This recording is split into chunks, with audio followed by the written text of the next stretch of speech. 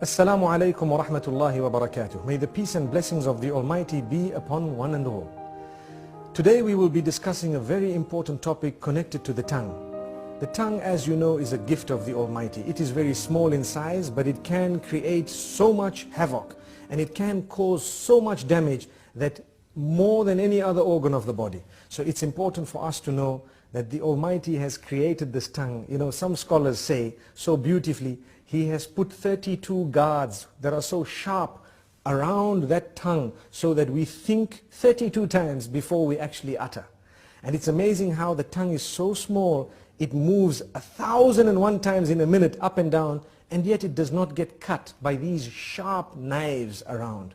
This is the gift of the Almighty. So consider it a gift. Use it as a gift. And the reason we say this is to concentrate more on a specific department of the use of the tongue, and that is when it comes to those we mix with, beginning or starting with our wives, our husbands, our family members, our relatives, and then those we interact with, our friends, and so on. What we should know is that the tongue has several different uses. One of them is to taste food, one of them is to speak, and there are so many other uses of the tongue that are there. Some we may know, some we may not know.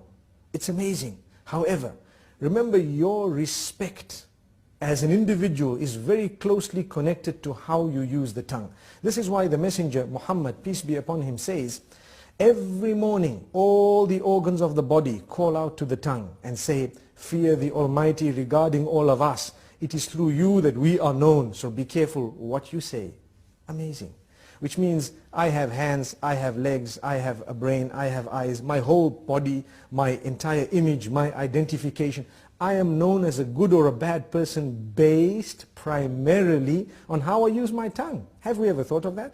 So if I use it correctly, I will be known as an upright individual. If I lie and swear, use vulgar language, scream and shout, they will know me as a bad person. But my legs have not committed a sin, my hands have not committed a sin, my hair and all the other parts of my body have committed no sin. The sin is committed by the tongue. And the tongue, yes, closely connected to the brain and all that, yes, correct. But ultimately it was the one used to relay what was within. This is why if you're not sure, don't speak. Speak when you're sure. Think about it, think twice. I'm sure we've all heard the saying, you've been given one mouth and two ears to speak half that of what you hear. So you hear more and you speak less. Sadly, a lot of us love to speak. And we just want to say anything and everything, no matter how it sounds. Not realizing, did you know, it is an act of worship to think before you speak. You're actually rewarded, an act of worship. The Almighty becomes pleased with us when we think before we speak. And not just think, but think of how many different ways there are for me to portray or to say what I have in my heart, to convey that message. If I've got 5 different ways of wording it, I need to select the best, most effective, most beautiful manner, and then I will speak. And if I speak using that best and most effective manner, I will automatically be able to please my Maker. And I will definitely cause or create lots of harmony and peace in my surroundings. So very importantly, let's use the tongue correctly. Number 1. Number 2 is not only the selection of words, the tone as well. Very closely connected to that. Some people scream and yell, they shout. Shouting will reduce your respect. The more you yell, the less people respect you. The next time you say something, nobody will want to listen to you because you're used to screaming. And this is the whole reason that we say, speak with a tone that is audible, but a respectable term, meaning respectful tone. You will find, and I'm sure we've all seen this, when someone has a habit of speaking with a calm tone and always relaxed, you will notice immediately that the minute they open their mouths, everyone is silent and listening. Whereas when you have another who's always yelling and screaming, everybody's yelling and screaming with them, no one knows whether they are serious or not serious. And imagine if you hear a person yell or scream who has never ever done that in his or her life. Automatically you would know that this is something very important because this person does not use this type of language or does not scream. Amazing. So this is the importance of the use of the tongue, how it gives the whole image of who we are just by its use. Sometimes a whole company can come crashing because of a CEO making one statement that is negative or bad. And there are examples of that in history where we've seen this happening because of the abuse or misuse of the tongue.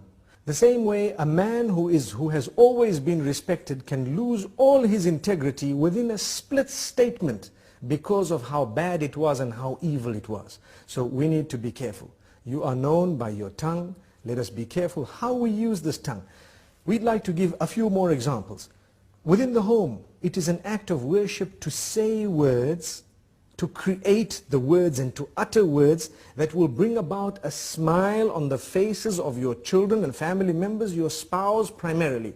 Did you know that it is actually an act of worship to come home and utter words of goodness, sweet words, beautiful words, make people feel appreciated, make them feel wanted, make them feel the bond? And it is the tongue that makes us really connect to one another. And this is why we say it is an act of worship. So many people do not realize it's a charity to say a good word. A good word is a beautiful charity. We come home, we're silent. Being silent is something that's not good, especially when it comes to those who are waiting for you to say something of your own family. A good word. Yes, when there is a problem, you might want to remain silent for a moment. If you think that that is the best way of solving the problem for now, you might want to speak a little bit later. But even when you choose to speak, say the best words. This is from the messenger, may peace be upon him. And we always tell people charity begins at home. Sometimes we are very careful of our tongues outside the door. Whereas when it comes to in the home, those who work for us, those who live with us, those who are the closest to us in terms of family and so on, they are so worried of us opening our mouths because every other word is a swear word. Every other word is a lie. Every other word is a word which is derogatory, defaming, which is disrespectful, which causes hurt and harm. Why should we do that? A good Muslim will never utter words that are hurtful to others. There is no need to do that. Even if you disagree, if you disagree with someone, you do not need to utter words that are hurtful to them, belittling them, making them feel like they are not worth it. Sometimes maybe the good statement from your mouth might actually make them change their minds and come on to what you had because you were so good. You came forward so beautifully. This is the religion. This is what we have been taught. Now let's ask ourselves, do we as Muslims really follow these teachings? We call ourselves Muslims. A lot of the times we swear so much that even those who are not Muslim are embarrassed. And it gives the wrong image of the teachings of the beloved messenger. May peace be upon him. And may the peace be upon all the other messengers. We shouldn't be doing this because we have the responsibility of portraying the correct image of the teachings of the Almighty. And these teachings primarily begin with a good tongue. The messenger, when he was sworn, he did not swear back. He never swore back. The swear words never came out of his mouth. He says, a true believer is not he who is vulgar, is not he who speaks hurtful statements, is not he who lies, is not he who utters words that are hurtful to people, words that are incorrect, unjust. So we need to learn from this. Let us learn to be honest, tell the truth. For indeed to lie would be a burden on the shoulders, and it would be a very, very grave burden on the day of judgment. We should not be lying. We should not be hurting people's feelings. I hope I've said a little bit to motivate people to use their tongues in a better way, starting with myself and then everyone else. Remember, choose the best words, choose the best expressions, for indeed to do that is a great act of worship. Until we meet again, Assalamu alaikum wa rahmatullahi wa barakatuh.